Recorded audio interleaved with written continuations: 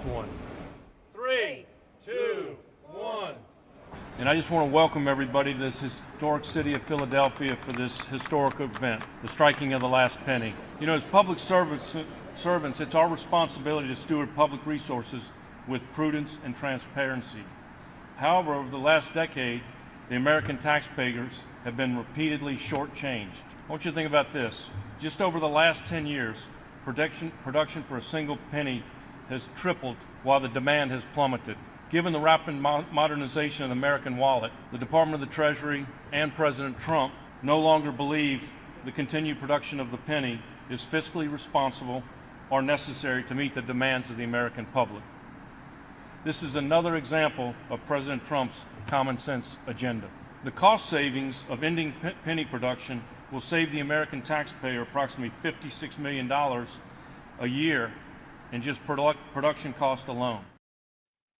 All right. He wasn't the most dynamic speaker in the world, but it is. I fell asleep there. What happened at the end? There was like an incredible third act.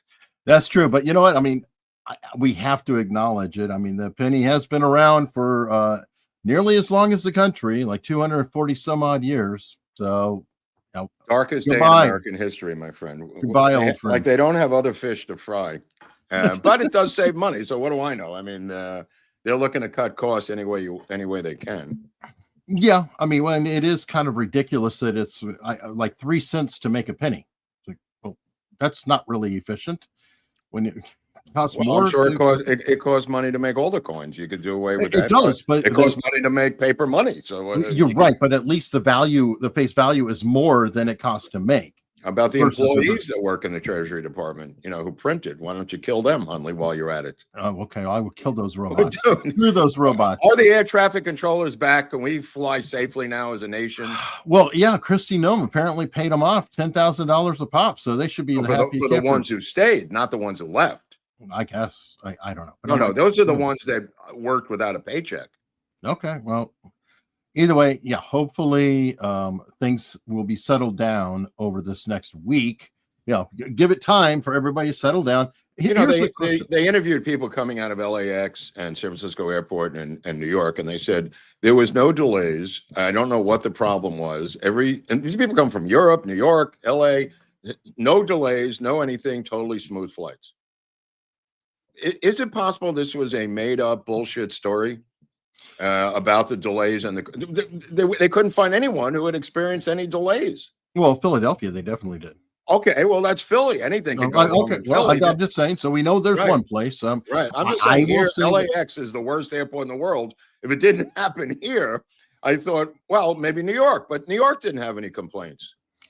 You know, I'm not really sure. You know, there's something wrong with Philly, Eric. Let me tell you something right now. I know there's a lot of Philly fans out there, and you know how you are. There's something wrong with you people. All right. Well, I was fortunate, and it didn't really affect me, but then it didn't happen, you know, at that point where the payroll stopped, as far as I know. But right. I do have a question for you. It was something I thought about. What if this actually would give a little bit of a pop to the economy? And hear me out. Interesting. You have people who haven't been paid, and suddenly they're getting back pay in a lump sum, and it's holiday season. So they might be like, hell yeah, let's go buy that stuff. You know, the same as the $2,000 tariff check we're going to get, as Trump has declared. I believe that'll give a bounce to the economy. Okay. Well, anyway, it's just something I thought about. I was like, hey. No, you're correct. You probably are correct. But I think the whatever you want to call this, the tariff check, that's coming will also, if you get it before Christmas, you're definitely going to be spending it on toys and crap. Yeah, I hope they could do that. Well, and it would really help because a lot of people don't realize from, you know, essentially Thanksgiving to Christmas or end of year is approximately 3/4 of the earnings of any company for the entire year. It's a big deal. Ipso facto, it's also 3/4 of the spending of the American consumer for the entire year. So it cuts both ways. Exactly. If you could throw that deuce in there, I think you might have a little bounce out of the deuce, the Trump deuce of the tariff that he is determined to send us. However, I do agree with Finn Ziegler here. Yeah. Don't hire me to run your finances. 100%. Do not do that. That is wise advice. Don't hire Ziegler to be your copy editor either for your magazine. Well, I'm not going to go. I'm not going to bust his balls about past tense, dyslexia and everything. But I get good it. point there, Ziegler. Absolutely.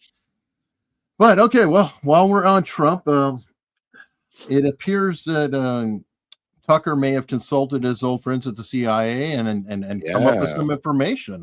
Apparently they're feeding him. How odd that an anonymous source would feed Tucker anonymous information that the FBI is now going to come out and, I assume, debunk or, I don't know, try to find the source. Yeah, it'll be kind of hard to debunk. Now, some of it, making the claims that the FBI said that there was no social presence. I do remember Torca or whatever of Gab releasing information back in 2024. Yeah. And nobody denied that coming from him, or there might have been some controversy, but I don't think they completely said, oh, he had zero. They just said he had I agree. I agree. What? Coming up with a YouTube channel and all this, great. But, bring it out, share it. I haven't just you can break it down. 35-minute video on. There are comments by Crooks about Elon Omar and throwing them out of the country. There's all kinds of comments about guns leading to violence and how we have more guns than them. It's hard to tell where he is politically because a lot of these comments are cherry picked and seem to end in 2020. It doesn't go up the current time period. But so I don't know what to make of it. And there's no real bombshell coming out of it other than that he's got this stuff from Sweden that some far right Swedish paramilitary organization or something was in conversation with him. I'm not really sure what to make of it. I've never heard of the organization. But Tucker implies that this group was driving him towards violence. Well, some Swedish group. So I don't know. Maybe there's more to that later. In the article I read, again, because I haven't gotten to the documentary yet, it implied that he was kind of a right-wing kid or, fairly conservative and then shifted, maybe not unsimilar to Tyler Robinson. Maybe Tyler Robinson was also kind of conservative and then he shifted as he, hit puberty and adulthood or whatever. Got caught up with his odd relationship and things like that. I mean, the Crooks family, good point. The Crooks family, from what I read, is one Democrat, one Independent, one Republican. Of the three, again, we've never heard from the parents being on Nightline or the parents being on Jimmy Kimmel or the parents being on 60 Minutes. Things that normally happen in American culture never happen with these parents who have somehow just gone about their business, having the son's head blown off and possibly the head of the president blown off by their son. It's just bizarre, Eric, the fact that, and I said this from the day it happened, why doesn't anyone knock on the door of the parents and ask for an interview? With cameras like they did with, in an odd way, with Roger Stone and others with CNN and the FBI showing up. I mean, why is this family immortal? Yeah, no, I agree. And I do share the same concern of it seems like the FBI closed this case. And that seems way too early to have closed it. That's kind of ludicrous. I do think it was Crooks on the roof. Yeah, no, there's no dispute fired about the that, weapon, but right. There is more information, and Tucker's finding it. Congratulations, good job. The only thing I could say is that if you're pursuing his sources that may or may not have been contacts with him, you don't want to reveal them until you've exhausted tracing backwards every single thing this guy was into. That's all, right, Eric? I mean, that's the only thing I could think of from a law enforcement point of view. In other words, if there is a right-wing Swedish group, do you really want people to know that you've exposed this on day 2? You know what I mean? I mean, it doesn't make FBI sense to reveal, yes, he was in contact with this far-right Swedish Nazi group that may or may not have been influential. They may still be digging into this Swedish group. You know what? Good point. There's actually precedent for that with John Bolton. Yeah, because they had they had hacked the Iranians that had hacked his account. Yep. And nope, they're not prosecuting him. They're not doing anything. They're not following up. But that doesn't mean they weren't actually watching and collecting until some point later. So You know what? That is a valid point. If only the FBI has been so consistent and we knew that we could trust them. Yeah. It would just Well, I mean, put it this way. nice. Do you have more trust now than you did 3 years ago? I do have more trust at this point, marginally, because Cash and Bongino, I think they're getting beat up kind of unfairly. Yeah. Bondi, I don't have much faith in. I'm sorry. Well, that's just ineptitude. The other two, I think, are straight shooters. They may be in a war internally. Bondi, I just think, is an inept hairstylist. But the other two, I think, are just hunkered down, digging in, fighting the good fight. They may not have the tools at their disposal, but I don't think anybody's questioning their patriotism. Well, and also it's not only those two, Mark, but I mean, how many people have been shown the door? Yeah.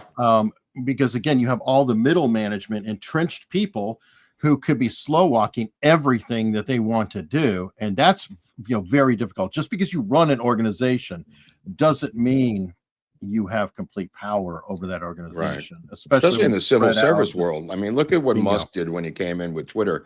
He got rid of so many people because it was a private employee situation. They still sued him for being dismissed illegally. But when you have civil servants, good luck getting rid of those mutts. Yes. And by the way, they not only sued him, he paid. Yeah. And I think it was worth it to him. He probably knew no, that. absolutely. They'll sue him. He'll pay it off down the road in a settlement, which he did do. You want to address this DM thing while we were just talking about it for the hell of it? I mean, right, it's going to drive everyone crazy when they find it, if they haven't found it already. All right. Well, X DMs are somehow tied in with X chat, something that he's doing, but they're like the lines are crossed, and it's an incredibly aggravating experience where I have like DM strings where I've got message, and then I've got a sub window into a chat function that you have to go into to see the next messages that are coming up. I think that they've got like databases overlapping, and it's just problems. They're going to have to fix it. It's one of those shove out features. I mean, how many, Grok started to become a little Nazi-ish. He's very aggressive. I mean, Grok is having arguments with me, calling me a conspiracy person and saying I go on 4chan and like laughing at me. I'm going like, what the hell have I stumbled into here? Okay, I think you had that on the setting, though. You said there shouldn't be a setting, a mocking setting. I don't know. For you, I think it. Totally bizarre. And then confessing when you catch her in a lie, she confesses saying, "Oh, I apologize. I should have caught that." Really, lady? Dude, I have crazy, Eric. Everybody, I highly recommend it. I deal with the, ChatGPT, Grok, all of them all the time. And you cannot depend on them for accurate information. Example, I was working with it on the description because it helps parse the headlines, the stories we're going to cover, right? It was spitting out headlines about NASA falling apart. Why? Because one of our stories is about stranded astronauts finally escaping the space station. Oh, wow. But there's still people stranded up there. Okay. Well, they're Chinese, and it was the Russian agency. So I had to go back to it. And I'm like, I look at it's like NASA. Why is it spitting out NASA? I look at the article. I'm reading up. I'm like, this is Chinese. There's no word of NASA. I searched it. No word of NASA at all. And then it said, you're right. That's what happened. You're right. It's blah, blah, blah. And so you've really... Dude, I ain't using it anymore. I'm going to use Wikipedia and read between the lines on Wikipedia, but I can't. I don't have time to double check. Yeah, I'm not going to that one either. I'm going to use the old-fashioned one and not depend on that either. You just got to use your own sources at this point. I don't have time to double check Grok and point out that she's wrong, and have her apologize. Life's too short for this, Eric. That's true. Somebody's pointing out hallucinations. Absolutely. I know that. And that's why for important research that I'm doing, I use things like Notebook LM or Local, and I do what's called sandboxing. So I feed it. Here are, 20, 30, 40 PDFs, books, etc., all in here. All information you are seeking is constrained within these documents. And when you do it that way, it is far better because it's not pulling up random crap on the internet. its source is these documents. But again, still double check it. It is very difficult to depend on it at this point. Now, speaking of difficulty, Trump finally signed the bill, finally ending the shutdown. But did you read about what was hanging it up, and Rand Paul was leading the charge on this? Yeah, he's in with the weed lobby.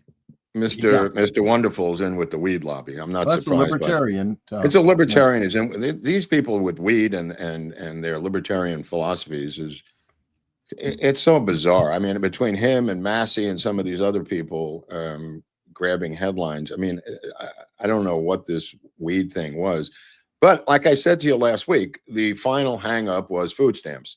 And once people didn't get their food stamps, I said to you, this thing's over. It took a while, but that was literally what ended it, was food stamps. Now, the good news is they're going to go in and make them all reapply. This is going to be a bloodbath. Oh, that's good. This is going to be an economic bloodbath in a good way, because they were double billing, all kinds of insane things coming out of the federal government. This may end up being a good thing in disguise. I don't want to be, I'm not trying to be mean about it, but they need to do that with Social Security as well. That's tougher to do.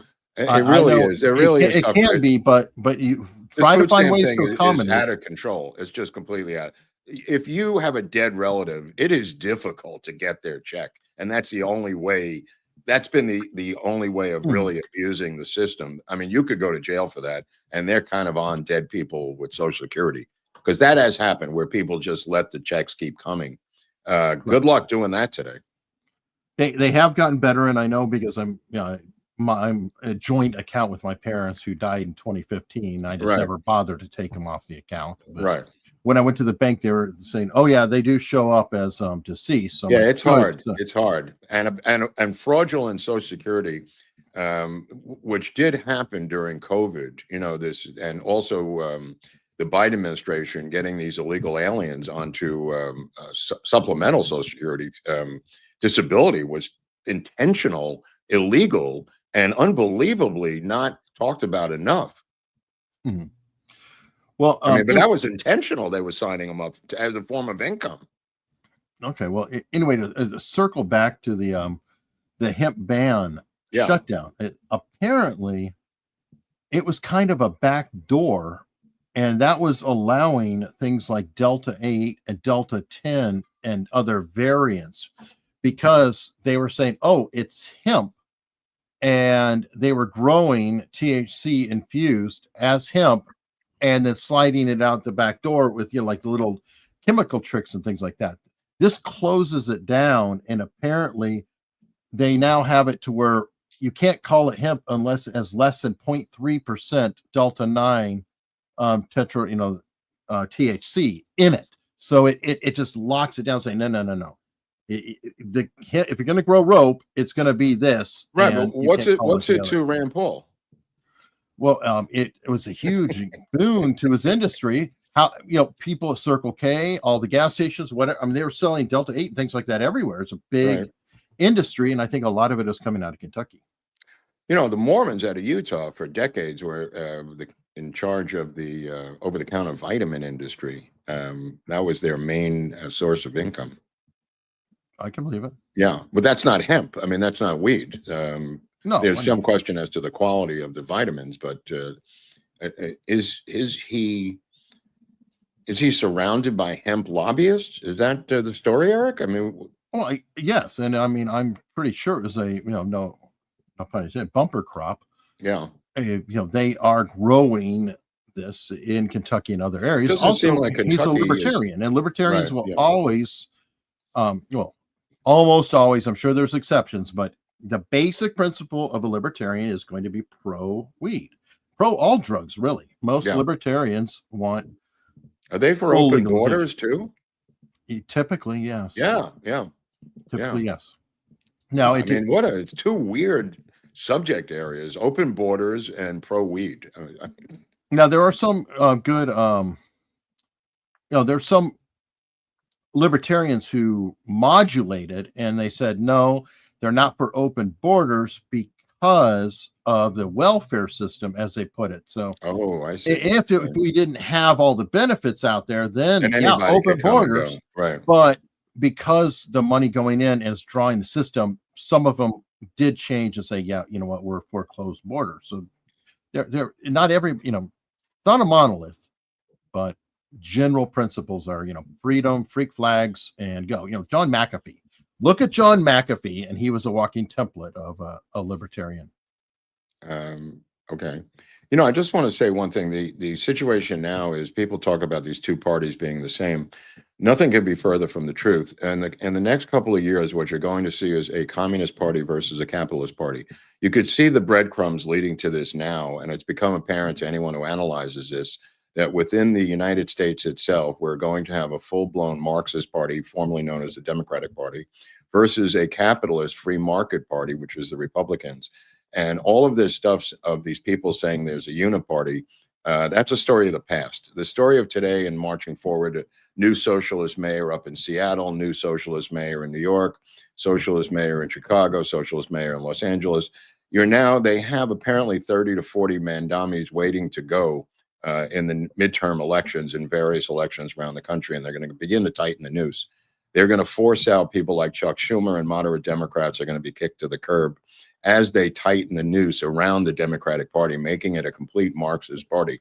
What you're going to have now coming up within the next 5 years is a complete tightening of the Democratic Party, where the former Soviet Union now has its own political party. I had talked about this years ago with the DNC tapes and server being taken over by a group that was run by apparatchik from the Soviet Union. Mm-hmm. And Daniel Aparovich was the guy the Democrats used as their server doctor when the so-called emails disappeared. That being said, I believe projecting forward, we're going to see a battle within the United States of two parties that couldn't be more radically opposed to each other.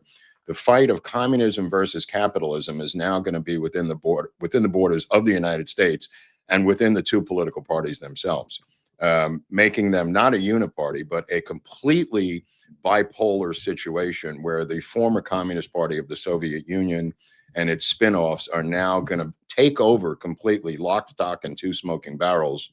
The Democratic Party, we see it in New York, we see it around the country, and they're going to force out, and are doing this as I speak. I mean, this is not me making this up. This is happening right now as I speak. The Democratic Socialists of America, being led by AOC and Mandami and others around the country, couldn't be further from the beliefs of the Republican Party. Whether you like either party, all I'm saying is this is going to be such a radical split between the two parties as to be almost a political civil war within the next 5 years, based on trends that I see happening. What about some of the odd characters on the mix, like the Marjorie Taylor Greene? Is she just going to shift over to the Democrat side? No, that's the MAGA party. That's the MAGA problem of the right. But I am just talking about the delineation of the two-party system in broad strokes, without getting into the weeds. The Democratic Party itself is going to become a complete socialist party if it hasn't already. They are going, even in LA, what they do is, to get more city council seats, they literally come up with scandals for the mainstream Democrats and leak information to the press to force them out of their seats and then take them over, Eric. We've talked about this before on the show. Sure. This has happened a number of times in LA, and their goals, and they're bragging about it now, is to force out every Democrat. Again, this is a one-party city, one-party state, one-party system here, and they're forcing out mainstream Democrats to take over, to implement their socialist, complete socialist takeover. And this is going to happen around the country without any pushback, because the only pushback you're hoping for is from within the party itself. There's nothing Republicans can do, as we saw about the Mandami victory in New York. Sure. Sliwa didn't help. We had Andrew Cuomo, the last of the mainstream Democrats, trying to battle back and push back.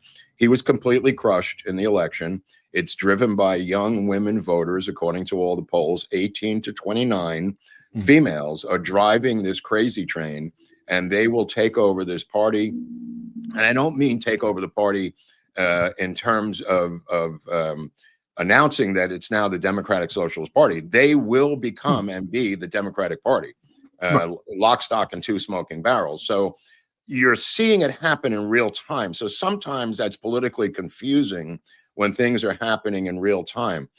Mandami was not an aberration. The Seattle mayor, her speech today about what she's going to implement is far more radical than Mandami's bills of attainment.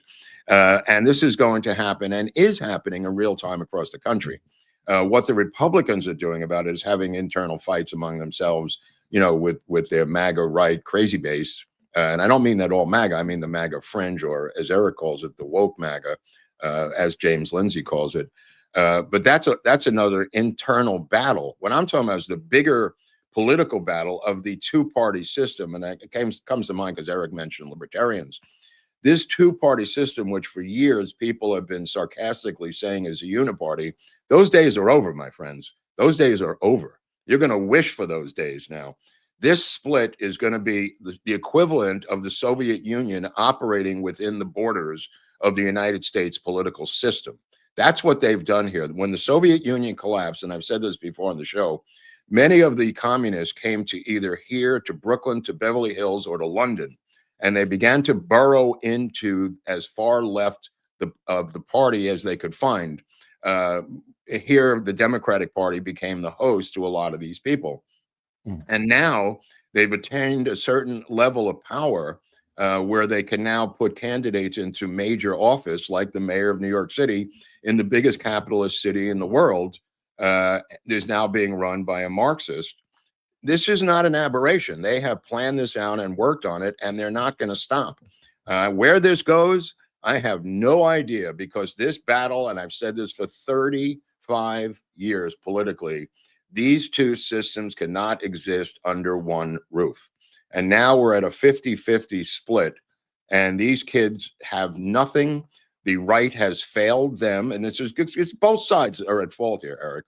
These kids have nothing to live for. They have no economic future. They're living in their parents' basement. They are siding with the socialists who are giving them stuff, and they look at the right, and they look at capitalism, they look at these things and see no way to create the kind of wealth that their parents and grandparents created. We have to, and to his credit, DeSantis is beginning to do this in Florida. He's begun to implement at the college, high school level educationally a pro-capitalism, anti-communism educational design so they could learn the benefits of capitalism.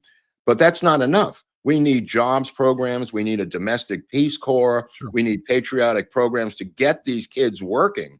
Verbiage is not going to cut it. And opportunity, like an opportunity. Yeah. But part of the issue I see started with the McMansions, and what I mean by that is, remember starter homes?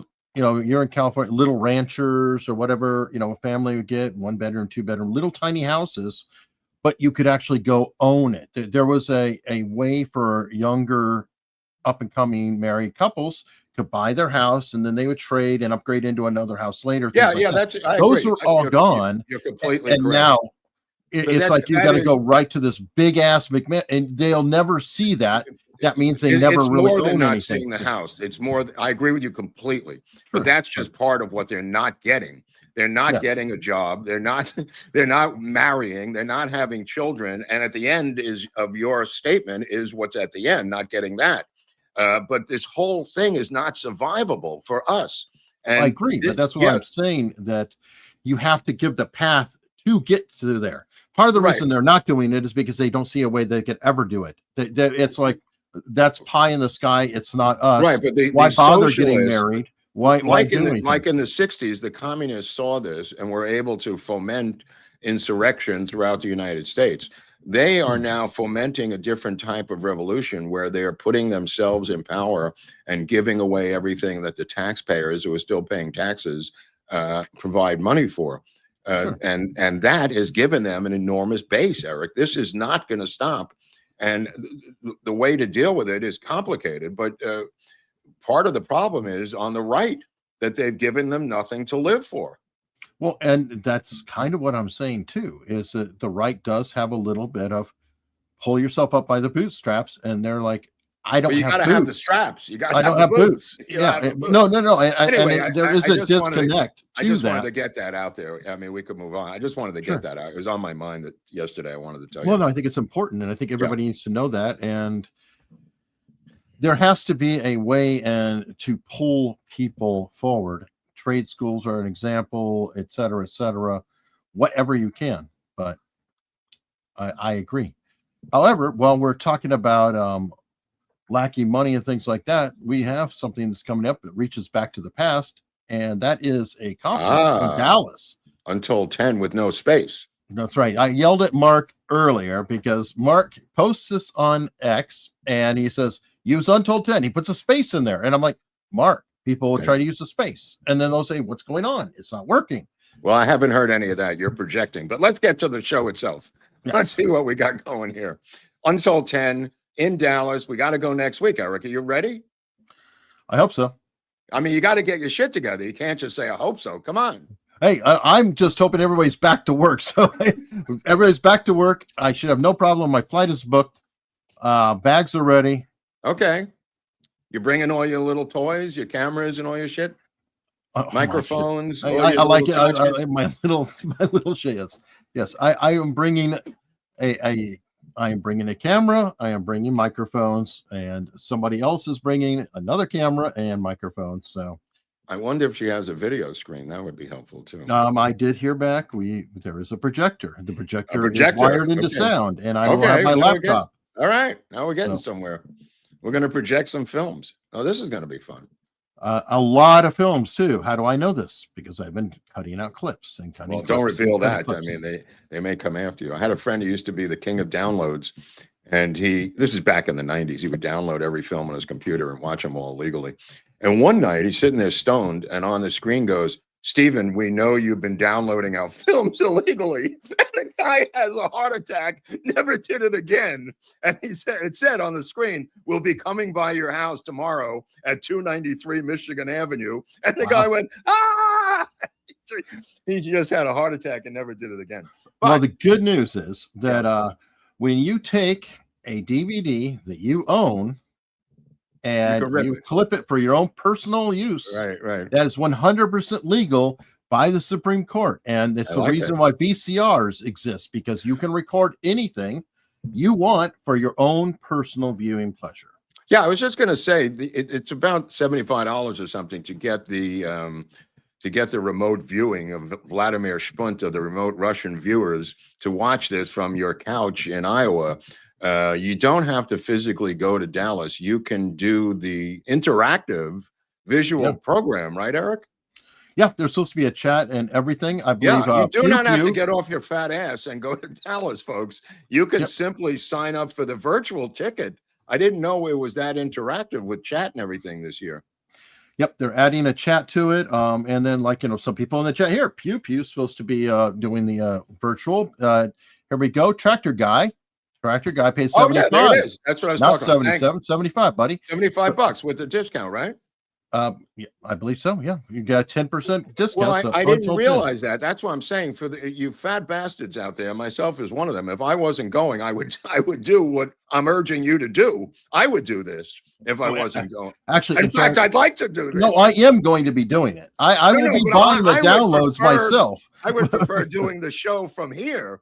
Well, there's that too, but yes. But I will be going. But if you're not going, I strongly recommend you use Untold 10 with no space, as Ed McKay points out, for those spectrumly inclined, just to be fanatical about how to type things into the internet, which I thought people kind of knew. But nevertheless, $75, you can watch the entire festival. It's the Woodstock. It's the Woodstock of JFK conferences, according to the late Ruth Payne, who will be watching. Apparently, there's some rumor about her being involved in coming back from the afterlife, according to her son. I don't know if that's true or not, but he believes that she believed in reincarnation. So maybe the Ruth Payne will be there in spirit virtually.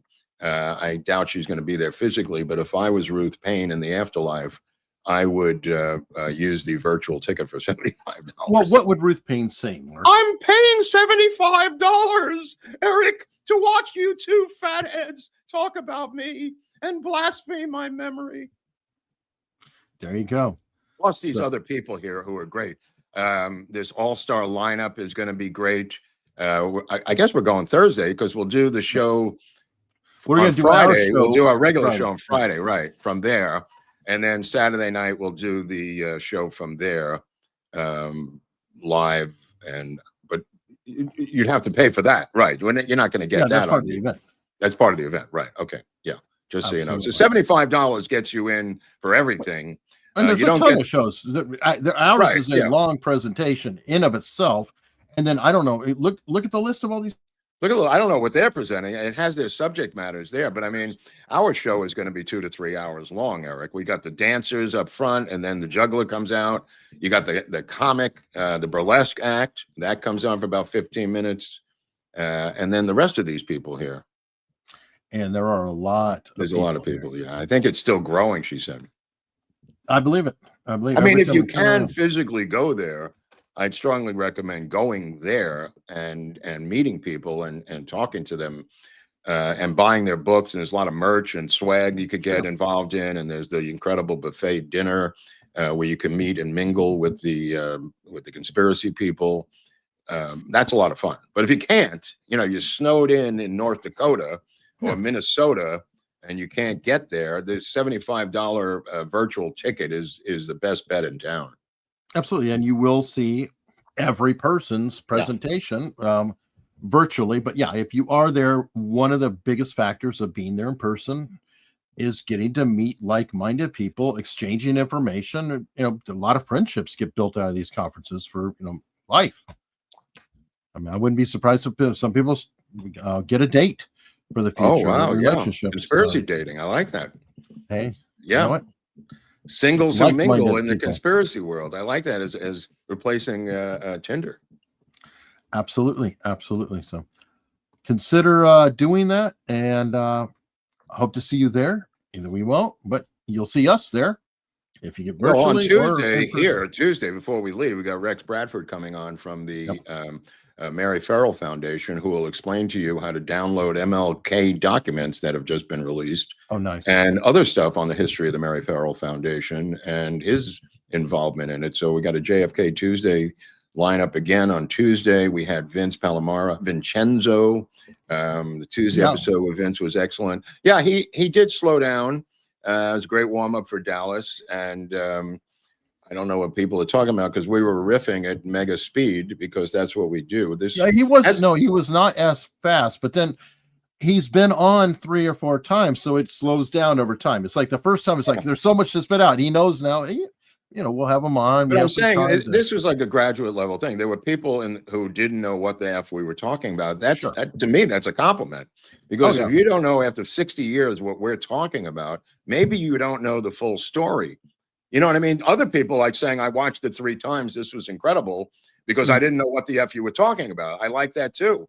Well, we broke news with the Puerto Rican angle. That Puerto Rican thing, I'm just on that thing all the time now. That Puerto Rican thing, really. So there was some Puerto Ricans who actually commented and complained, like, don't blame us.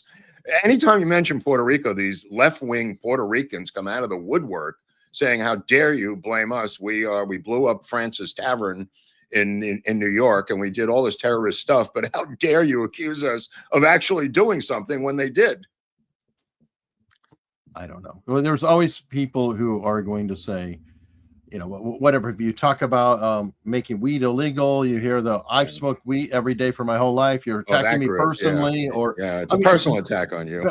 Not everything is a personal attack. Some of them are no. But I just thought it was odd that it's always the Cubans. It almost sounded like somebody like Tucker with a foreign country, you know, repeating the same thing over and over and over again. When here, these Puerto Ricans have been identified in Chicago by the landlady in the boarding house, and the documents indicate the Puerto Ricans. Their names are Puerto Rican. They went to jail as Puerto Ricans, and they had this far left violent political party that lost out electorally, and they were quite bitter.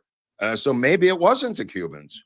Well, I think about it, and when you said it, it just popped in my head. And I'm like, well, if you think about it, the people who research JFK the most, as people have pointed out, are from the left. Yeah. Puerto Ricans are from the left. Yeah. Cubans, when they've come to America in absolutely. general, are right wing. Yeah. So if you're going to accuse it, you're going to say John Birch Society, right wingers, like Walker and whatnot, and Cubans. They're all of a kind. So also, as I pointed out the week before, in the Soviet documents that I now have, the KGB documents, it indicates that the way to push back for them, because they felt they were being pushed upon because of Oswald's defection, was to spread rumors that it was the right wing that killed their president. And they indicate that in the documents. And I think these people on the left in the United States got their marching orders directly or indirectly from the Soviet KGB. Absolutely. And by the way, that's not to say that there were not right wingers involved. I'm not calling David Ferrie a left winger. No. So, or General Walker for that matter. Exactly. So but the people coming out of the gate came out of universities and colleges and were coming from the far left. And it may have been the brilliance of LBJ to see that coming, or to foment that, to protect his own legacy. Well, why not? I mean, he also did the same thing. He earned the black vote and locked that in. Yeah. So the guy knew how to operate. He knew how to operate. We may be critical of LBJ, but that doesn't mean we're calling him stupid or not. No, we may be underestimating again his abilities for the 9 millionth time. Yeah. I mean, they cannot, the investigators and the research community on the left cannot look at LBJ with an open mind. They simply refuse and cannot do it. They could look at a woman a guy who opened an umbrella on the parade route before they'll look at LBJ. Yeah, and he was almost the perfect pure political animal. Yeah. I mean, same thing with the RFK assassination. I mean, he said to anyone who will listen, I'm going to cut his throat if it's the last thing I do. And he would add the physical gesture of cutting his throat. Okay, the guy gets killed, and it's right after he says, I'm not going to run for re-election. He's sewing up his political enemies, and he's backing Humphrey in 1968, who is his stooge. And I hate to say this, a liberal stooge of LBJ. I don't think anybody would disagree with that. And all of a sudden, RFK is assassinated, and who's the leading candidate is Humphrey. And he almost pulls it off at the end versus Nixon. Yeah. Well, that's what I'm wondering, though, how much of the communist infiltration was going on at the time, because it wasn't McGovern of that extremely left-wing communist style front. So, I mean, that gives me hope, thinking that the Dershowitzes of the Democrats will finally get wise and say, you know what, I'm out. Peace out. I'm moving over. Right, but it's even a dying the breed. Fettermans and the others it's all a dying breed. Those old, it's symbolized by Cuomo, symbolized by Schumer, symbolized by Dershowitz. The mainstream Democrat is dead. There's no 30-year-old Dershowitz. There's no 30-year-old Schumer. There's no 30-year-old Cuomo, whether you like Cuomo or not. There's no 30-year-old version of these guys. The version is now the 30-year-old Mandami, who is a mirror image of a guy he met with 35 times in Washington named Barack Hussein Obama. Why he went to visit Obama 30 times, nobody seems to have any concern about. The mastermind of this entire operation is Barack Hussein Obama, operating out of his command bunker right across the street from the White House. Nobody finds this to be bizarre. Kind of like he learned very well from the Weather Underground. Yeah. I mean, it's been going on for decades. This is not rocket science. The question is, how and when do you push back? Yeah, I don't know. So, okay. As that story I mentioned that got ChatGPT all confused. I don't know if you saw this.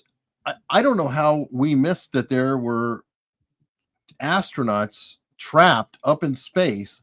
I guess if it was China, they managed to censor it so much that it didn't even get to us. But in our sister channel, Chinese Untold Stories, and they must have covered this, but we've got our hands full with American stories. No, but it's International Space Station, and we all share it. So it's just kind of like, wow. I'm like, that's remarkable. I agree. And it would be nice to point out another country screwing it up. You know, it's not just us with our, bad Boeing. That it's like, oh, you know what? There's other people who have problems too. Is that an all Chinese crew? That picture? I think they're all Chinese, right? Yeah, I believe so. Fascinating. Chinese sent by Russia. Wow. So I wonder if they have MSG in their food in outer space, and if they do they swell up with the gravity gone? Does their body swell up from the MSG, or was that part of their chemical warfare? First assault on us in the late 60s, monosodium glutamate. I don't know. I'm allergic to this stuff, so yeah. So a lot of people are. A lot of people are. Yeah, that is something I avoid, and the problem is that they lie. It's like I won't eat at a Chinese restaurant. Yeah, because they say we don't. They'll say no MSG. It's like that's like saying no salt at another restaurant. Well, speaking of Chinese, looks like Eric Swalwell has been referred to the DOJ for mortgage fraud, and simultaneously this morning says that he is exploring a run for governor of California. I did not see that coming. Oh, really? Yeah. Really? Is that a qualification? Schmidt, mortgage problems. The other senator you have, mortgage problems. Well, so I think the Chinese connection may be part of the prerequisite to run for California governor because of the money that could come in through the back door. I mean, his Fang connection, obviously dealing with a Chinese spy and being groomed from day one by Chinese intelligence as a city councilman, wherever the town he was from in Northern California.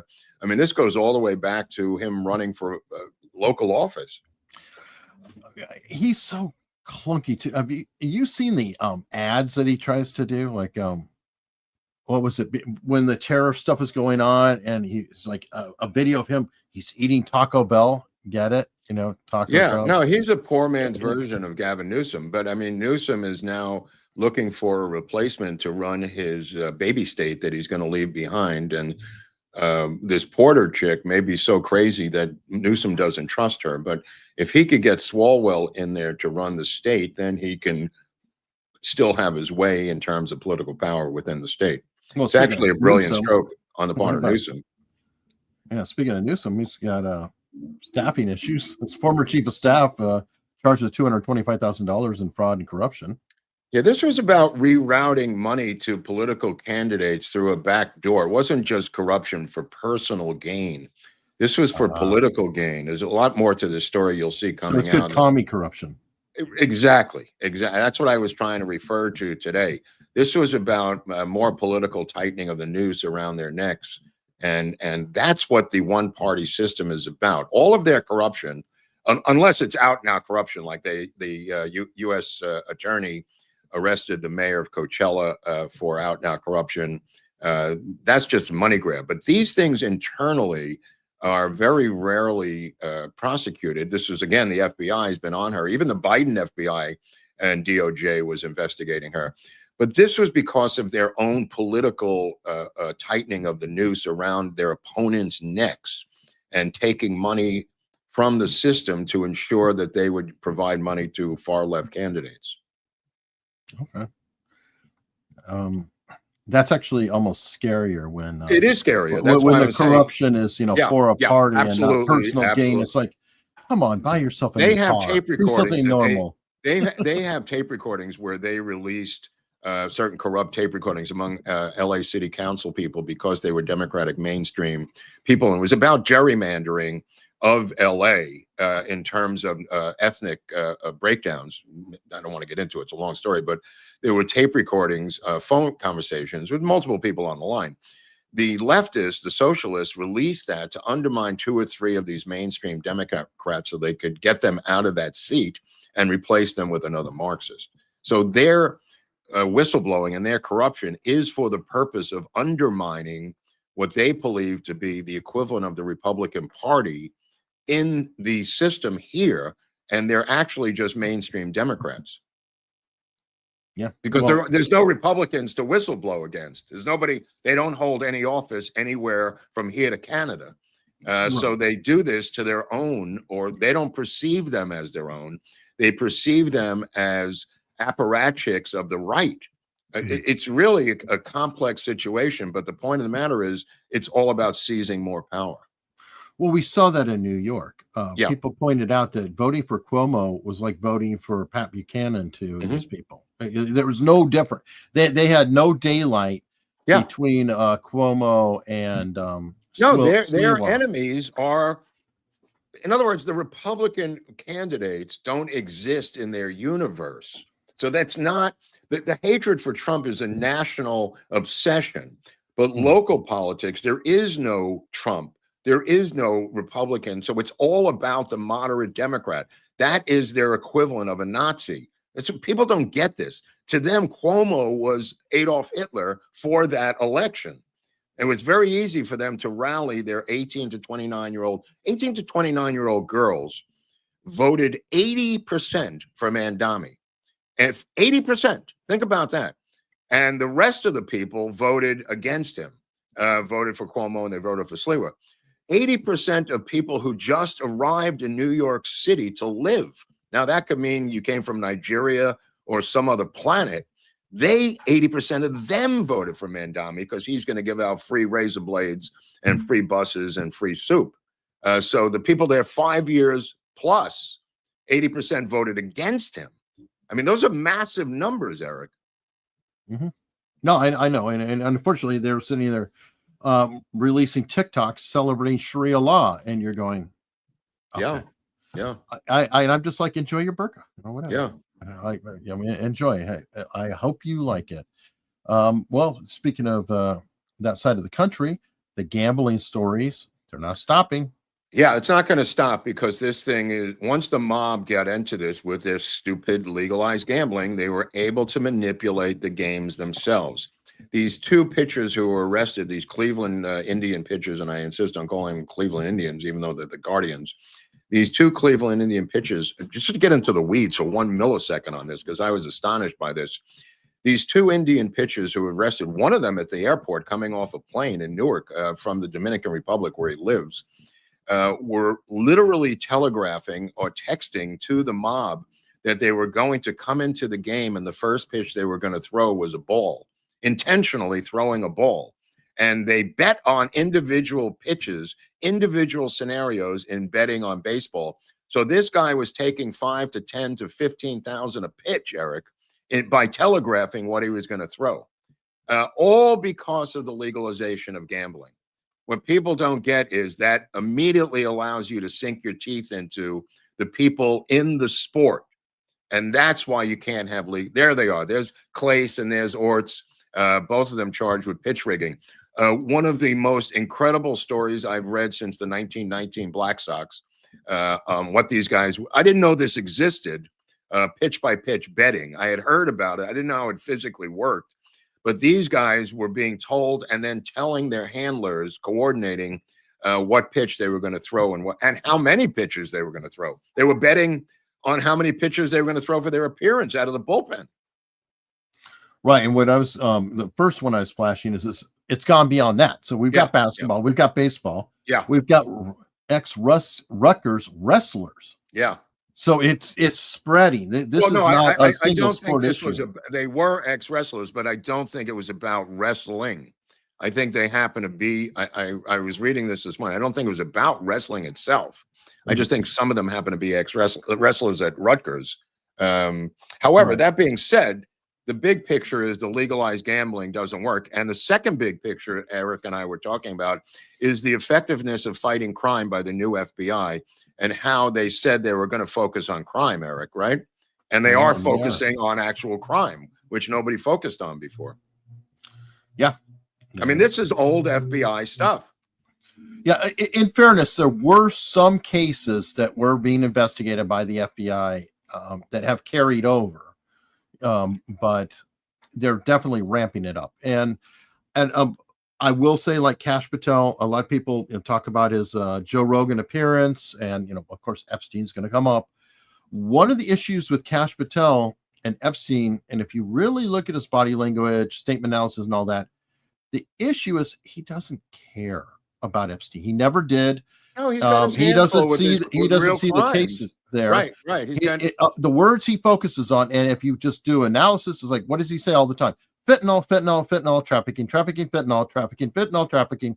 Well, it's more than that, because drugs. Obviously they're now rounding up illegal gambling and sure, but this is spread out. It's really spread out, which is a beautiful thing to see. That being said, the MAGA people are getting what they wanted now, not realizing, again, as I pointed out, that there are Democrats on the oversight committee who are aligned themselves with Thomas Massey now, and are beginning to focus on their situation that they love so much, which is the Epstein files. There's nothing Johnson can do about it. And this will be manipulated, as it was this week, as I predicted to you, as you criticize me for. Democrats on the oversight committee are going to play this fiddle as loud as they can to stomp on Trump's message and to stop his momentum in doing things for you, the people who voted for him. But you don't understand, Mark. I have to read those files.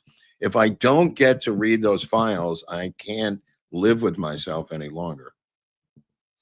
Well, some of it's just crazy too. Somebody hit me on X, and they sent a picture, and it was of Trump leaning back with two kids, and Epstein's on the side. And I looked up the picture, double check. It's like, okay, so it's a picture of Trump with Ivanka and Eric. So what? I know. I mean, it's like, I know. How many people were with Epstein in public? Well, how many parties did he go to? And they have nothing to do with the guy. He's just there. I mean, the answer to the question is the Biden administration had this stuff for 4 years and never released anything. And you just go, but I don't care. I need to see those files. I need to know the names of the pedophiles who are in the files. And if they just give me those files, I could go home and I'll be okay. Yeah. Well, they're not going to do it, folks. They're going to cherry pick what they want and create news stories from that Democratic oversight committee that's run by James Comer, who can't control his own committee because they now have access to certain documents. True. How's that JFK investigation going with Luna? I understand it's under full bore, full steam. It's going full steam now. The Luna investigation into UFOs, which I haven't heard anything about that either. By the way, and everybody's saying no, there's definitely something with Trump, definitely. Well, here's Dershowitz talking about it and saying, I've seen the damn files. I can tell you what's in the, and the one thing he explicitly did say is that Trump is not there. There's nothing on Trump in them. Boyce and Bradley Edwards, who also conducted extensive investigations on behalf of the accusers, have confirmed that President Trump was not involved. Yeah, this all started with David Boyce, by the way. This all started with David Boyce. And and Boyce is no Trump fan either. No, he's the Clinton's personal attorney. But you don't understand, I need to see those files, get those names, Mark. I have to find out who's doing this and the big names and that are in there, then I'll feel better. Oh, well, that's probably see something coming out next week, and we'll see how it goes. You shared this one with me about American Airlines. What? Yeah. Come on. American Airlines. This was a weird one. People. Yeah, there's another crazy Karen lady just screaming. If you drill down a little bit, you'll see a picture of her being dragged off. She saw that there was four congressmen, but three of them were Republicans from Arizona, I think. Right, Eric? Yeah. Yeah, she's. I don't know if they're where, but yeah. I think at the end she may come on. Yeah, she's coming behind the top. There she is. Yeah. She looks like some old meth hag. I've seen 100 people like her at the airport. I mean, but I've seen a million of them in Arizona. I mean, that is a certain look of Arizona meth people. Well, a certain look of Arizona people, essentially, a little too much sun sometimes in a dry climate. It is really the Well, if you mix in some meth, you get that. So okay. I'm just adding a little something to the pot. But nevertheless, she decided to harangue these passengers who happen to be congressmen and was removed from the flight. I mean, I don't know. Are they supposed to fly coach? I mean, what are they supposed to do, Eric? Yeah, I don't know. I mean, there's a time and a place for everything, people, and it's like, Dude, if I was a congressman, I would pay out of my pocket to play, to fly first class. Just to avoid that. yeah, I would just pay my own way. I'm just sitting in coach with some crazy meth lady screaming at me. yeah, no, it I is saw what it is. RFK Jr. was in coach the other day, but Yeah. now he's being denounced by Schlossberg Jr., who's apparently running for Jerry Nadler's seat in my old Upper West Side neighborhood. That should go well. And an admitted professional troll, by the way. Great. Well, Michael Malice needs competition. Michael Malice, but also what's his name? That guy who's the magazine writer who's always writing books against Trump. Michael Wolff. Michael Wolff. This guy's he's gonna give Michael Wolff a run for his money. But by the way, all the supposed bad things coming out about Trump and emails. Did anybody pay attention that the other person writing with Epstein is Michael Wolff? I know. It's like, wait a minute, this guy is known for going after Trump, and he's, in my opinion, writing emails back and forth with Epstein, talking about blackmail. Yeah, like literally promoting it. I'm like, and you guys are putting this up as a source? He's kind of a male version of E.G. Carroll in a lot of ways. I mean, she came out of the magazine business herself, and Michael Wolff has clearly made a living off of anti-Trump stuff. Oh yeah, no kidding. While we're talking about airlines, though, Delta, I couldn't believe this. They've apologized for humiliating a Marine veteran with prosthetic legs by ordering him to leave the exit row. Now, look at this dude. Do you think he could help you get off the plane? Well, I don't know, because of the legs, though. I mean, does he have the legs on, or what's the deal? Yeah, he's got prosthetic legs. They're on. He's a cop. He's a full-time cop. He runs. He chases people. He does that I don't know. They may have made a mistake just not knowing all that stuff.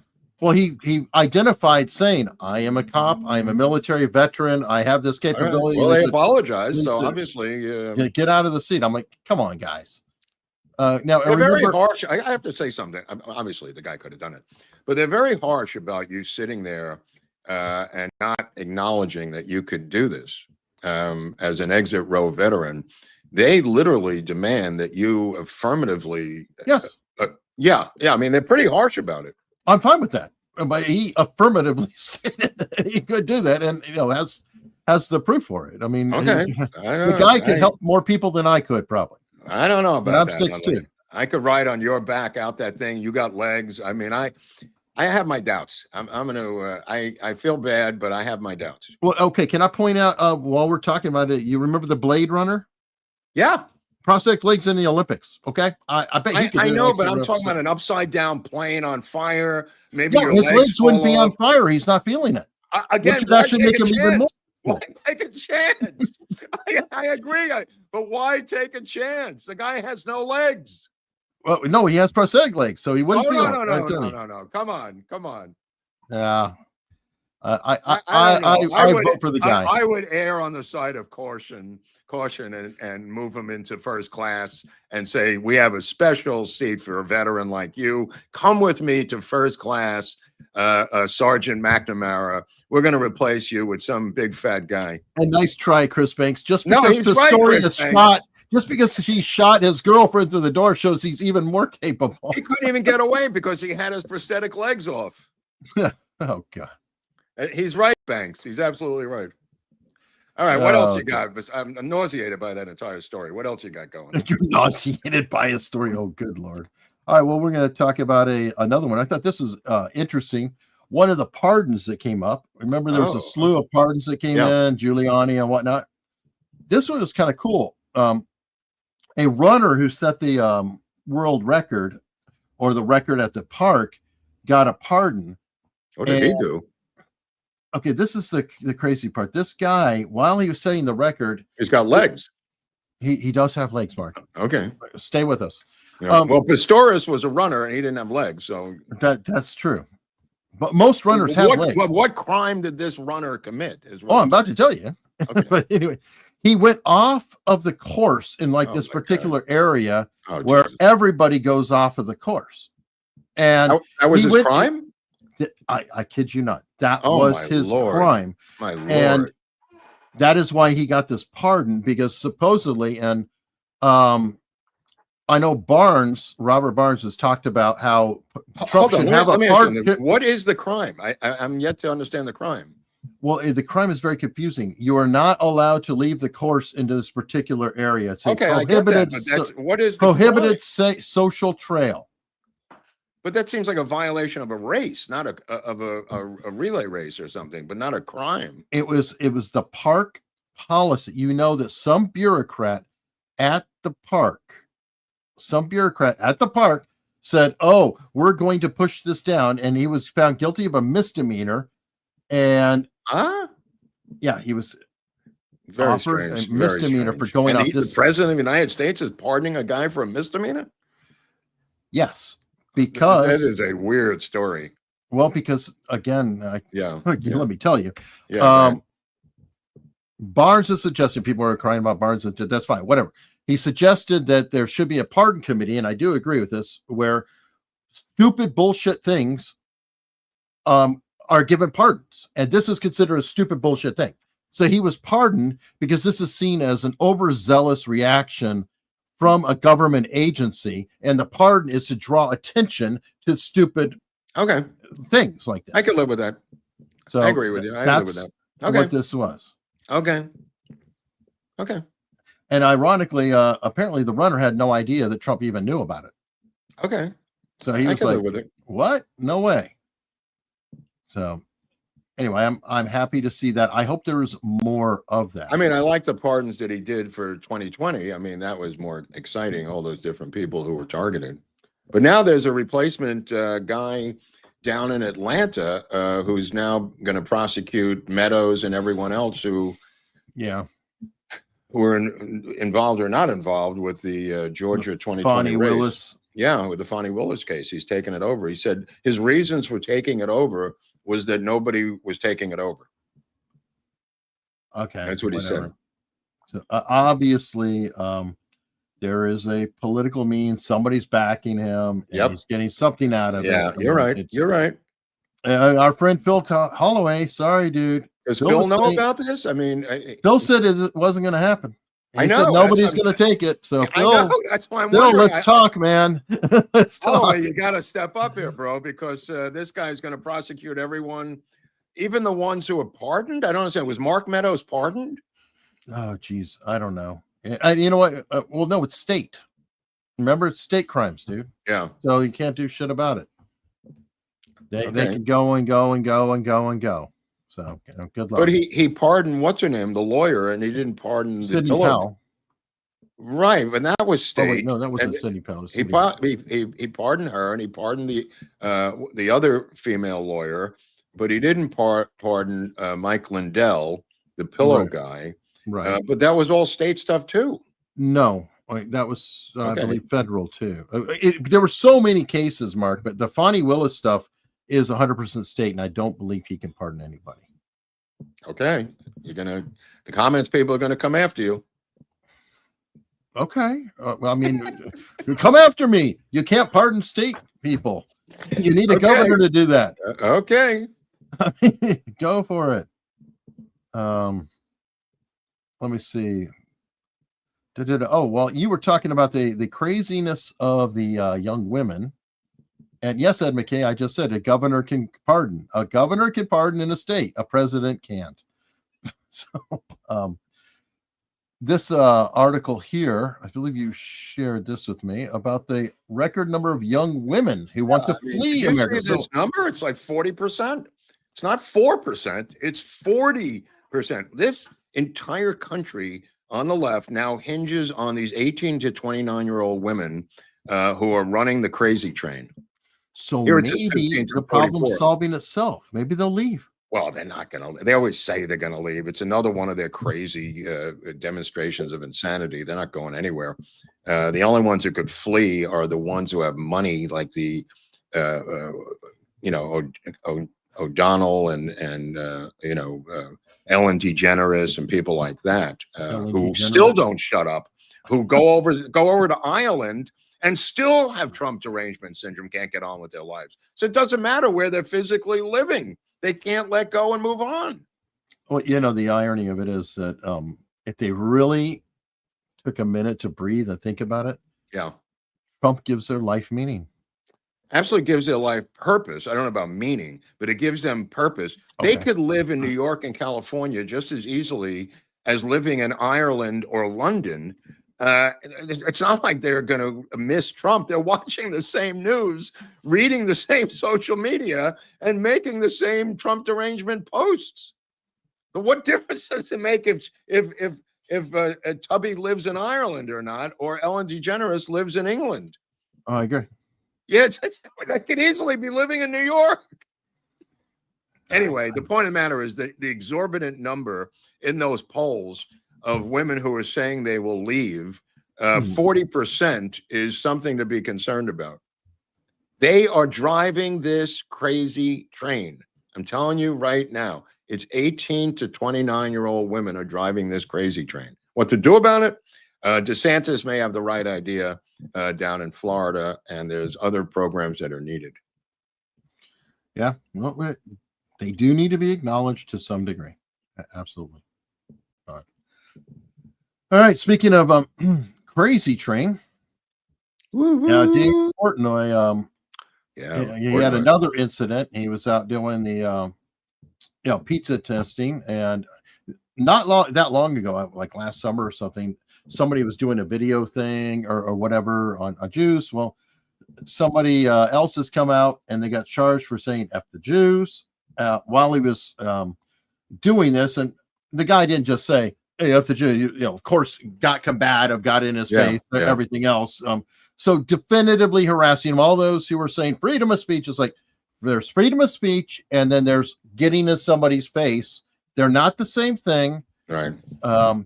But what the scary part about it is that apparently there's too many people who want to celebrate that. So they've already raised $36,000 for this particular person's defense, not unlike the woman who likes to use the N-word when talking about somebody else, with a kid in the park, calling a kid in. It's like, are we celebrating this? Are we now suddenly saying, hey, it's cool to say whatever? You could live vicariously through these people by funding them for doing it. I think all of social media is about vicariously living behind the scenes and living as an avatar, doing things you can't do in normal society. Yeah. I mean, because this, like I said, the society, just to add on to what I was saying earlier, the society is so polarized and so split that you don't know in a crowd whether they are on your side or the other side. And because of that, people do not engage on any level of intimacy in public. Sure. All of the intimacy levels are done in private on social media, where you can act like a big shot and be as vile and crazy as you want. And you can't do that when you're in the produce department of Ralph's supermarket. So everybody just goes about their business in public. Privately is where you see this complete schism in American society. In public, once in a while, you see a fist fight, and we videotape these things like we showed on a plane. A lot of these things happen in public settings like a plane. The reason there are hundreds of these is because anywhere we're smushed together, if anything happens, these exaggerations are exhibited. Well, also, 99% of the population everybody's got a video camera on hand. Got a camera to film it. It's not like Rodney King times where there's only some people who have them and it's a big deal. It's like, I was thinking about Rodney King as you said that. Yeah. But the reality of it is we live in two separate societies. How you go forward, the people seem to be cemented. And the reason they're cemented, to get back to my earlier rant, is because it's now a split between capitalism and Marxism. Not a left-wing, right-wing, not a Democratic Republican Party split, not a split among religion, not a split among race. We've had those splits before. This is a political split of two extreme versions of this world struggle that goes back to 1917. This is now communism versus capitalism in your neighborhood, not the Soviet Union and using Cuba as a proxy in 1961. This is now in your neighborhood, on your street. That's how far this problem has expanded. I have mixed feelings on, different ways to handle it. Like, one of the Well, I just want to say we have to acknowledge it first. You're correct. You're absolutely. We have to acknowledge the problem, Eric. Go on. I'm sorry. right. Well, ways to deal with it. One of them is there are very real questions about anonymity. Like if people have to use their real identity when they're saying crap. Like as an example, I do like the new Twitter policy of supposedly they're going to be identifying what country this person resides in who's saying it. But anonymity, I know I've there's said a it for purpose years. for I it, agree with but, you. I've said it for years. If you take it away, then Yep, now you I've start to said get it. the whole, you're doing it to my face. I know who you are. I know your You name. have to use You your know real my name. name. You have to use your real name. Have to use your real name. You can say whatever you want, but you have to use your real name. I'm sorry. That'll end 90% of the problem overnight. Got to use your real name. I know it hurts. I know you feel threatened, but you may not say I'll blow your head off with a machine gun any longer if you put down my name is Jeffrey Stern or whatever your name is. I think it would incredibly change the landscape and the problem. Yes. And also those who are saying, what about privacy? What about it's like, I'm saying you need to use your name if you engage in public. Okay. Yeah. I'm on X, and if I say something on X, it's in my name. I said that. And if I don't want to do that, if I want to be private, whatever, I could shut my mouth and never say anything. There's plenty Nobody of hears comment anything. sections where you have to put your email address down, Eric. What about that privacy? Well, email address, I can get a fake email address. I can make it. No, absolutely. I mean, So, you can have a fake name too if you want, but there's got to be some guardrails now. True. And that's where I kind of have to question anonymity and if that would not correct half the or more of the issues. It would correct so much of it so quickly. It's such a great idea. So, now here's a interesting creature What is this? showed up. You want to explain this to me? I saw this the other day. First, I thought it was one of those AI things, but it's not. It is not. This is absolutely real. This is one of the largest birds on the earth. Just look at the scope of this. This is silver. Look at the size of the people and look at the size of this damn bird. And this is right out of Jurassic Park, bro. I don't think they had to make animatronic stegosauruses. Look at this thing. This thing can pick your entire body up and fly away with you. Now listen to it when it hit. It's going to hit a log here. Listen. It's just like, whoa. Imagine that knocking on your door. Whoa, bro. But he actually looks kind of mellow. Like, hey, what's up, you'd dude? be mellow too if you were that size. Yeah. Look at this woman. She doesn't even care. She's going to stand in back of it, in front of it all day. Well, this is proof. They have come out and said that the dinosaurs are not like reptiles; they're more like birds. If you look at the past, but I mean, if you look at certain elephants and dinosaurs, elephants and rhinoceroses, certain big creatures that are left over from that era, they just look like they were probably 1/5 or 1/3 the size of what they were. I mean, sure. When you look at a woolly mammoth and you see like a drawing or a sketch of what the size was of a woolly mammoth, and then you put an elephant there, so the elephant's like 1/3 of the size of a woolly mammoth, you can imagine the elephant being a woolly mammoth, or a tiger being a saber-toothed tiger, just smaller. Yeah. Anyway, it's called a shoebill. Yeah, shoebill. They're not completely in danger, but they're kind of close to it. There's only a few thousand of them out there, I guess. Their nest is 100 feet wide. Well, it's a big bird. They only have a big bird. What is how many are there? I forget how many they said. It was like 8,000 or something.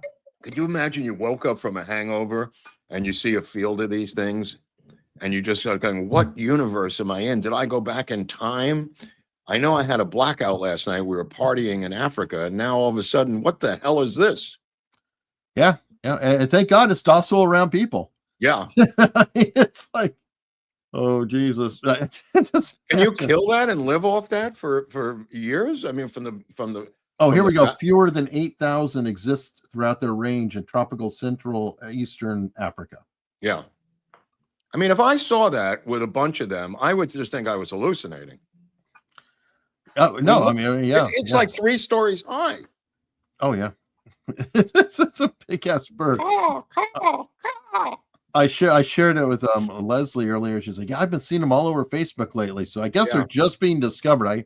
I hope that doesn't endanger them, that people are suddenly learning about them. Well, if you see Donald Trump Jr. with one dead next to him and he's got his gun, you know that they're. Oh man, not cool. Speaking of people who are hurting, you did see the BBC. Oh, it's so sad. So apologize. Sad. But I love how they can speak out both sides of their mouth. Yeah. They're like, we're very sorry for what we did, but you can't really call it defamation now. No. Then they deny doing it. I saw one talking head BBC saying, oh, I'm making a big deal out of this. They were forced to apologize to avoid a CBS situation. Oh, yeah. Well, I mean, here, literally, while the BBC sincerely regrets the manner in which the video clip was edited, we strongly disagree there is basis for a defamation claim. Right. Well, he may have to proceed with his defamation claim then, because this was to head off the defamation claim. Well, apparently he is. Right. Oh, good. Apparently he is definitely. Because when you see the editing side by side of what they did, it is so egregious and so much slicker than what CBS, these dullards, did with Kamala Harris. These guys are far better at MI6 than the people at CBS Evening News. These guys did such an incredible job on Trump on January 6th, make me almost believe what I was seeing and hearing. Yes, well cut. Well cut, my friend, well cut. And they deserve to be annihilated politically for it. That's true. Now, while we're talking about, by the way, the two top heads of the BBC resigned in disgrace. Yep. But they didn't do it because of that. They just happened to resign. Yeah. That was part of the headhunting. I'm very happy to see internationally, though, that the IOC has figured out. Apparently, they did some stringent scientific studies, and they discovered, that transgender women have advantages in sports. What? Yes, they have scientifically figured out something that every reasonable person on the planet has been saying forever. That, it's so funny because they were so aggressive in the 70s and 80s, competing, trying to prevent drug use among female athletes, testosterone usage. And that's they what were, but they were the leading edge of sports, and now they are on the back end of this storyline. Finally. Yeah, it just cracked me up. It's saying the findings were presented by the IOC's medical and scientific director, Dr. Jane Thornton, in a closed-door meeting last week. Quote, it was a very scientific, factual, and unemotional presentation, which quite clearly laid out the evidence. Yeah, why should it be emotional? I don't understand. There were people sobbing during the hearing, the scientific hearing. They just broke down sobbing. And in additional news, we found out that men can't have babies in another report that we'll be issuing next week. Exactly. Holy crap. Welcome to human history, IOC, the last people on the earth to figure this out. Well, you know what? It's ironic because they were the cutting edge of this storyline. 100%. 100%. But what the funny part is that somebody said it recently. I don't even remember too, but it's true. That we have all of human history until like the last 20 years that they understood the difference between a man and a woman. Yeah. It's so amazing. It shows you the power and influence and pervasiveness of Marxist science that goes back to Soviet science. And we've talked about it before. There were Soviet scientists arguing about Darwin. There was a whole battle among scientists, capitalist versus communist scientists in the Soviet Union. This, I've said it many times on the show, has all the earmarks of that from that era. Which, it gives me a slight degree of hope because it implies it's possible We got through it before. Yeah. The idiots went away for a while. Yeah. And please let it continue. By the way, we crossed 131,000. Get out of here. 10 What are you years to trying do it, but come on, Hunley. How many years did it take to get 1,000 subscribers? I don't even know. Did it take 2 years? Yeah. I don't even know, but I just looked down and I'm like, oh my goodness. Somebody in the chat said 131,000. I was like, woo, oh really? It's only been like 3 months. Yeah. It's been like 2 or 3 months, but it's like, good Lord. We made 100,000 in just under was it 2 or 3 years? I can't remember. And then the 31,000 in 2 years. Yeah, I think it was under 2 years for 100K, and now 31,000 in 2 years. It's just insane. It all makes sense if you look at the algorithm. Yeah, tiny room that we are sitting in, but we need to thank our supporters here who are sending us super chats and trying to help us out, which we do appreciate a lot. And as usual, Anthony Madison is pointing out from Australia, it's Trump's fault, because as Anthony shows, it's always Trump's fault. Madison's on it. JS, thanks guys. Mark, why so blue? Love the thread. Just to feel. Eric's got blue too. What are you pointing me out for? Hunley said, "Let's go blue today." Oh, I like that. Actually, he commented right before he went on. He was like, "Oh, we got the blue thing going." Okay. Diffuse tractor guy. Hey, everybody, do the dance. The subscriptions went up finally. Yeah, you noticed that, right? How odd is that? That everybody's on the show, tens of thousands of people. I mean, just from last week, from the show with Vince, 40 to 45,000 people watching that show, one subscription. Give me a fucking break. How long is this ruse going to continue with fucking Google and YouTube? I don't know.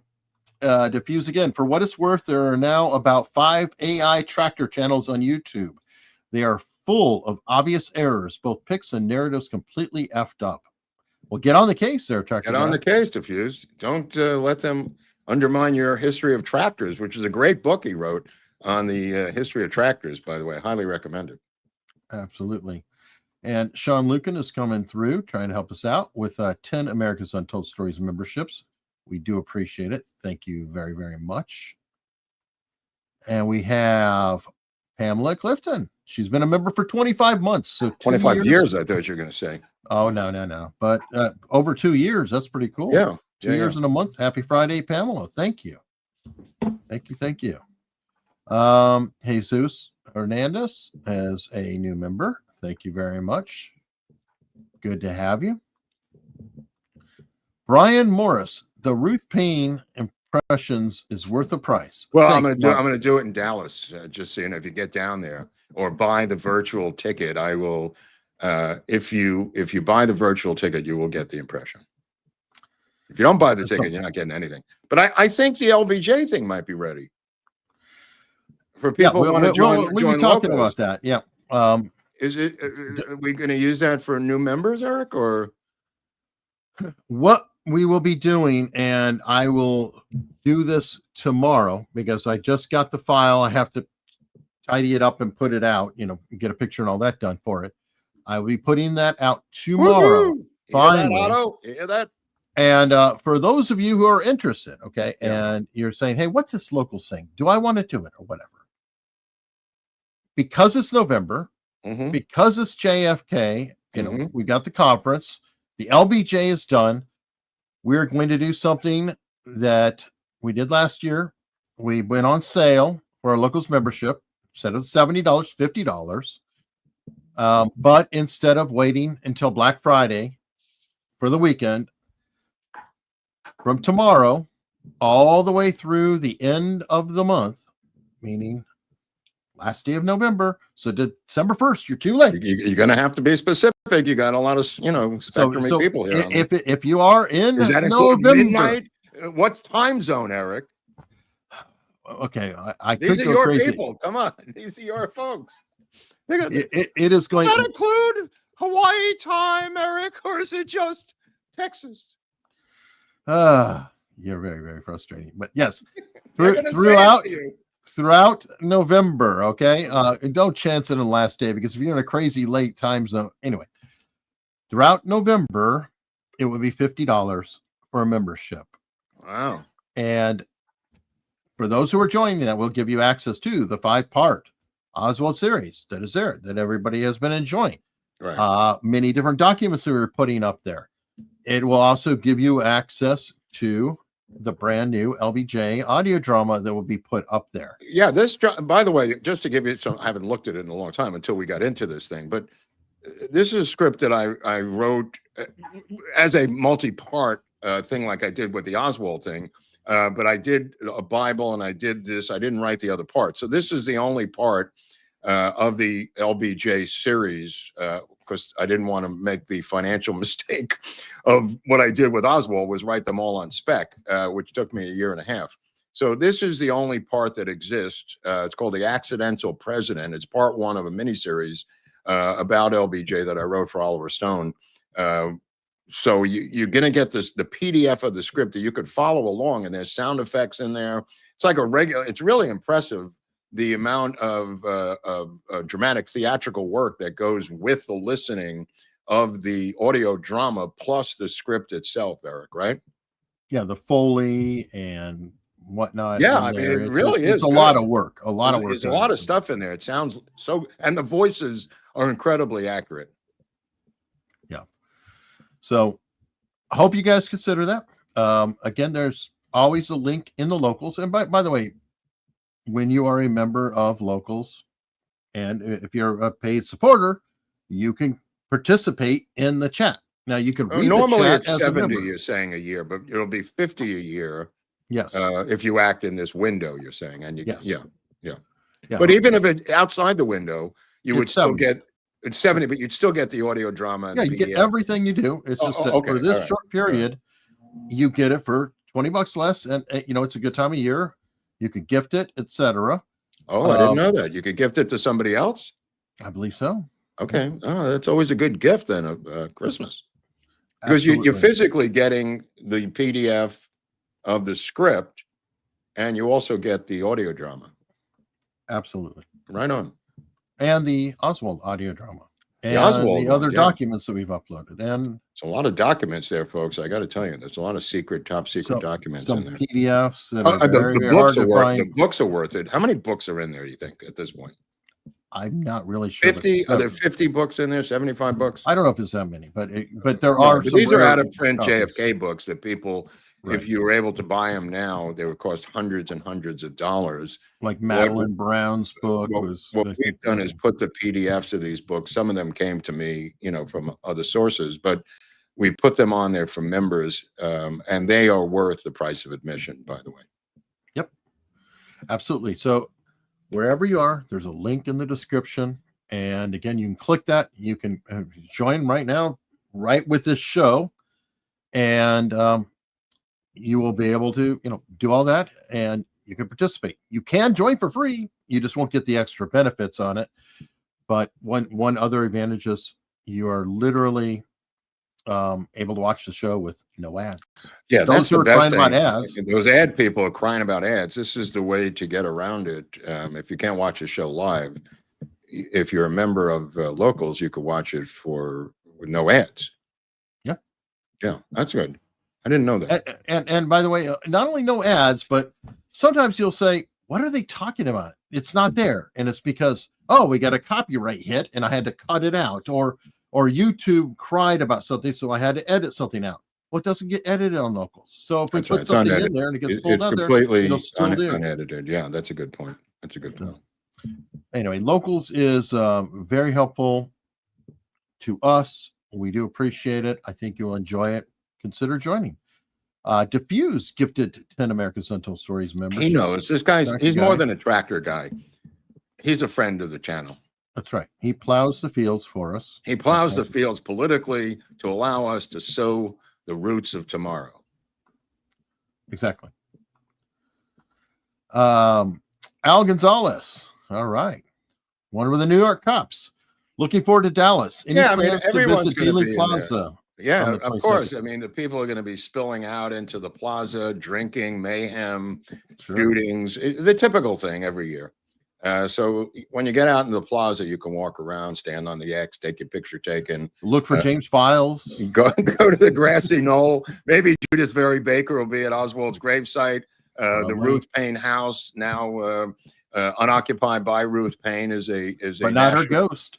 Not her ghost, who can't get in because she needs an appointment to get into her own house at this point.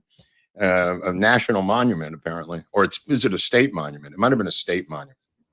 Was it national? It didn't. I remember. Sure. There's a plaque outside of our house. I forget if it was national or a state monument. I'm not sure, but I will say that the national monument aspect of Dealey Plaza, I think we all. Yeah, why doesn't he make that a national monument, Trump? He could do that with his executive order. It already order. is. Okay.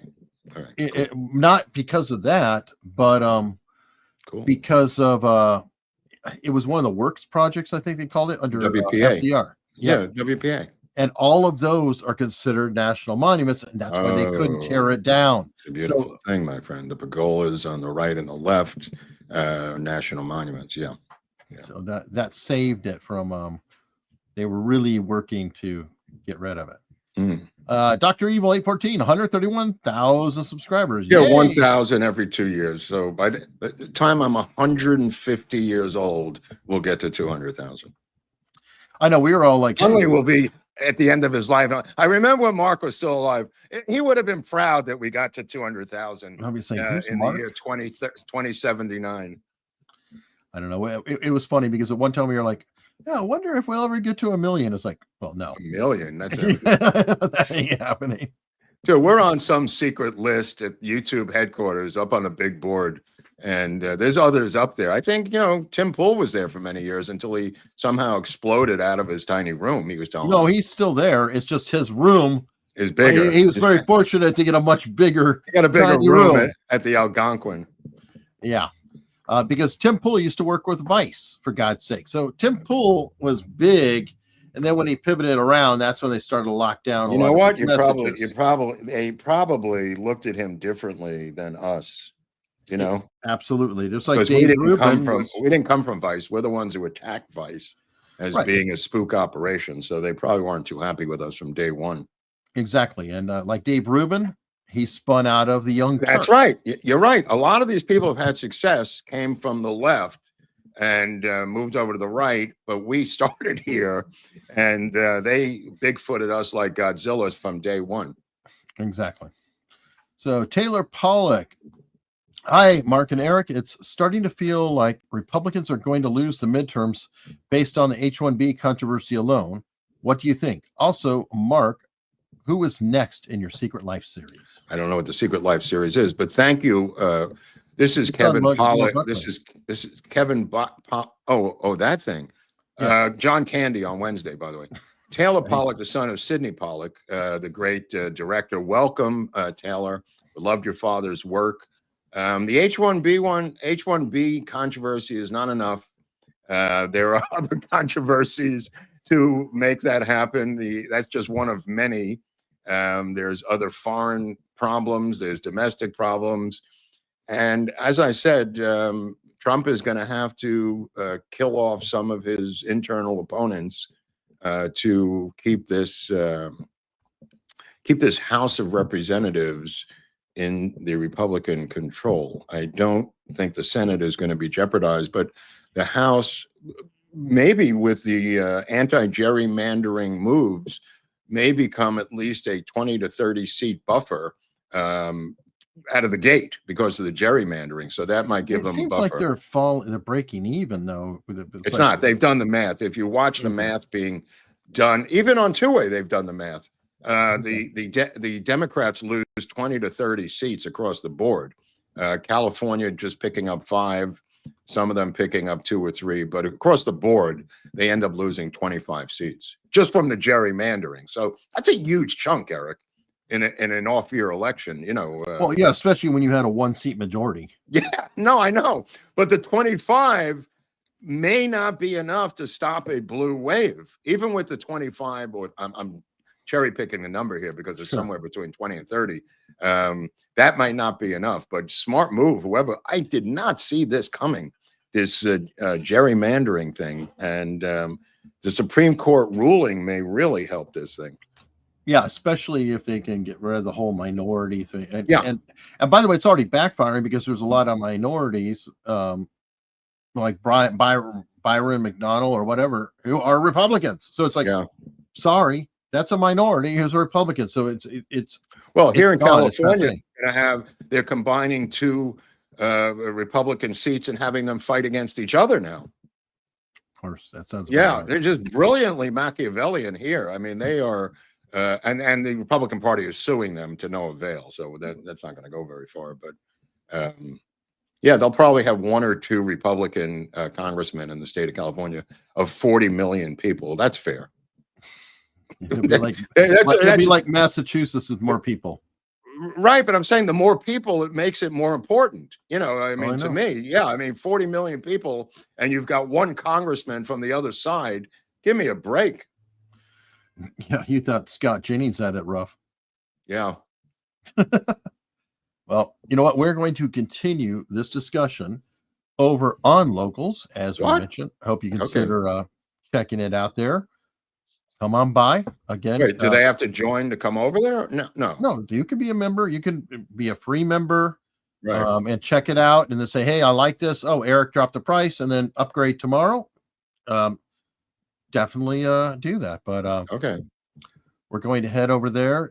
There's a private chat there. People have questions and things like that for us that we tend to after the show. So shows about a half hour more, 20 minutes more than the other show. So there's more content as well, right, for all Locals members.